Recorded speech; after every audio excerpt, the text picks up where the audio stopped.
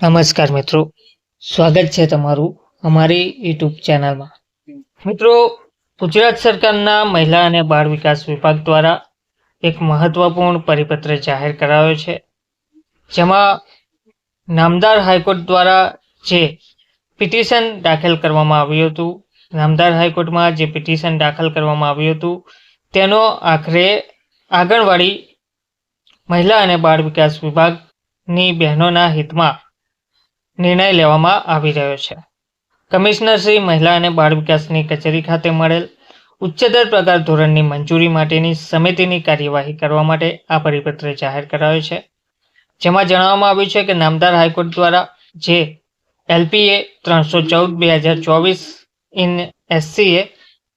19ના કેસમાં આપેલ ચુકાદો અને 2019ના કેસમાં આપેલ ચુકાદા ને અન્યવે વંચાણે લીધા ક્રમાંક પરના નામ હાઈકોર્ટના કેસના હુકમથી નીચેના કોષ્ટક મુજબના કુલ પિટિશનરોને તૃતીય ઉચ્ચતર પગાર ધોરણ ₹15,939,100 ગ્રેડ પે 5400 સેવાના 24 વર્ષે આપવા નિર્દેશ કરેલ છે અને વંચાણે લીધેલ ક્રમાંક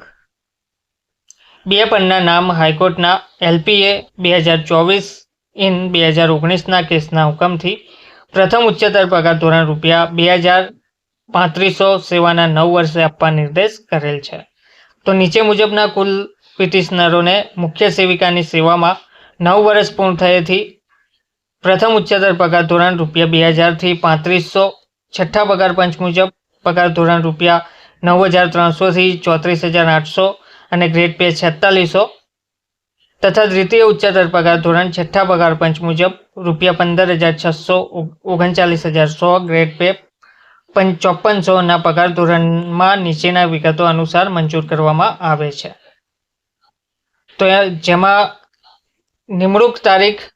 LWP સેવાના 9 વર્ષ પૂર્ણ કર્યાથી પ્રથમ ઉચ્ચતર પગાર ધોરણ LWP અને સેવાના 24 વર્ષે પૂર્ણ કર્યાથી દ્વિતીય ઉચ્ચતર પગાર ધોરણ મળવાપાત્ર તારીખ અને ખાતાકીય પરીક્ષા તારીખ દર્શાવવામાં આવેલ છે। તો ઉપરોક્ત તમામ બાબતોને ધ્યાને લેતા સદર નામદાર હાઈકોર્ટના ચુકાદા અન્વયે શ્રી અરુણાબેન H. ચૌધરી, શ્રી સુમનબેન S. રાઠોડ અને શ્રી મંજુલાબેન જયરામભાઈ ચૌધરીને સરકારશ્રી નાણાં વિભાગના ઠરાવ ક્રમાંક મુજબ 16/8/1994 અને ઠરાવ ક્રમાંક પગાર 10/20/07